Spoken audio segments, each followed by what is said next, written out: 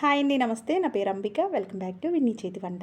ఈరోజు వీడియోలో సాంబార్ ఎలా తయారు చేసుకోవచ్చో చూపిస్తాను. ఈ ఎండాకాలం కూరలు వేపుళ్ళ కన్నా ఇలా పప్పుచారు కానీ సాంబార్ కానీ చేసుకుంటే ఒక ముద్ద ఎక్కువే తినేస్తారు.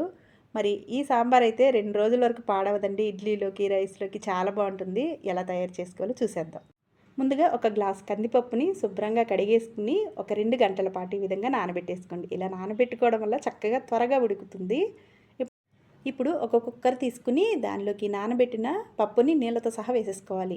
నీళ్లు పప్పు మునిగే వరకు ఉంటే సరిపోతుందండి. ఇప్పుడు మూత పెట్టుకుని విజిల్ పెట్టి ఒక 3 విజిల్స్ వచ్చే వరకు ఫ్లేమ్ని హైలో పెట్టి పప్పుని ఉడికించేసుకోవాలి. ఇలా నానబెట్టడం వల్ల త్వరగానే ఉడికిపోతుంది. ఇలా పప్పు ఉడికిన తర్వాత ప్రెషర్ మొత్తం పోయిన తర్వాత చూపిస్తున్నానండి. ఇలా మెత్తగా ఉడికిపోతుంది 3 విజిల్స్ అయితే. ఇప్పుడు పప్పు గుత్తి తీసుకుని పప్పు బాగా మెత్తగా రుబ్బేసుకోవాలి. ఉప్పు వేసుకుని రుబ్బేసుకోవచ్చండి. నేనైతే ఉప్పు వేయటం మర్చిపోయాను. సాంబారు కలిపేటప్పుడు వేసాను నేను. పప్పు మొత్తం మెదిపేసుకున్న తర్వాత నేను ముందుగానే కొన్ని కూరగాయ ముక్కలను అయితే ఈ విధంగా తరిగేసుకుని పెట్టుకున్నాను. దోసకాయ, సొరకాయ, ములక్కాయ, వంకాయ, టమాటా, ఉల్లిపాయలు ఇవన్నీ ఏ కూరగాయలు ఉన్నా వేసేసుకోవచ్చండి. దోసకాయ, ములక్కాయ అలాగే సొరకాయ ఈ 3 కంపల్సరీగా ఉంటే టేస్ట్ బాగుంటుంది. ఇవన్నీ వేసేసుకున్న తర్వాత ఇప్పుడు రుబ్బిన పప్పును కూడా వేసుకోవాలి. కొంచెం పప్పు ఎక్కువగా ఉంటేనే సాంబార్ బాగుంటుంది. ఇలా మొత్తం అంతా కలిపేసుకున్న తర్వాత తగినంత చింతపండుని, అంటే చిన్న నిమ్మకాయ సైజు అంత చింతపండుని రసం కూడా దీనిలో వేసేసుకోవాలి. తర్వాత తగినన్ని నీళ్ళు పోసుకోండి. నీళ్ళు పోసి ఒకసారి కదిపేసుకున్న తర్వాత ఇప్పుడు రుచికి సరిపడా ఉప్పుని, అలాగే 2 టేబుల్ స్పూన్ల కారాన్ని, కొద్దిగా పసుపుని వేసి మరి ఒకసారి కలిపేసుకోవాలి. ఇలా మొత్తం అంతా కలిపేసిన తర్వాత ఉప్పు చూసుకోండి. ఒకవేళ సరిపోకపోతే మరి కొద్దిగా వేసుకోండి. నేను ఇక్కడ కూరగాయలన్నీ పచ్చివే వేశాను. కొంతమంది అయితే కూరగాయలన్నీ ఉడికించి వేస్తారండి. అదొక పద్ధతి. నేను ఎప్పుడు చేసినా ఇదే విధంగా చేస్తాను. కూరగాయలని ఈ పప్పులోనే చక్కగా నిదానంగా ఉడికిస్తే టేస్ట్ చాలా బాగుంటుంది.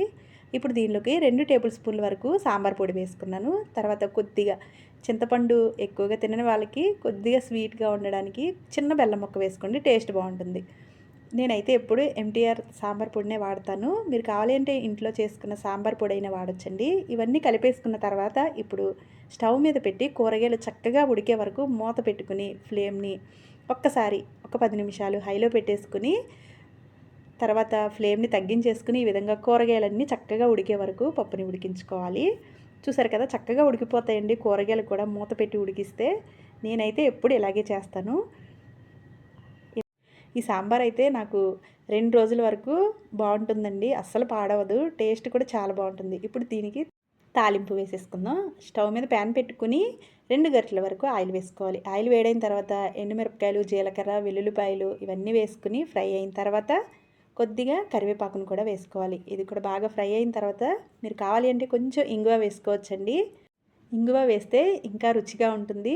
ఇప్పుడు ఈ తాలింపునైతే సాంబార్లో వేసేసుకుందాం. అంతేనండి, సాంబార్ ఈ విధంగా రెడీ అయిపోయింది. చూసారు కదా ఎంత బాగుందో. టేస్ట్ కూడా అలాగే ఉంటుందండి. చాలా అంటే చాలా బాగుంటుంది. మరి మీరు కూడా ఒకసారి ఇదే విధంగా తప్పకుండా ట్రై చేసి మీకు ఎలా వచ్చిందో కింద కామెంట్ చేయండి. వీడియో నచ్చితే లైక్ చేసి మీ ఫ్రెండ్స్కి, రిలేటివ్స్కి షేర్ చేయండి. ఇలాంటి మరిన్ని వీడియోస్ కోసం మా విన్నీ చేతి వంట ఛానల్ని సబ్స్క్రైబ్ చేసుకోండి. Thanks for watching.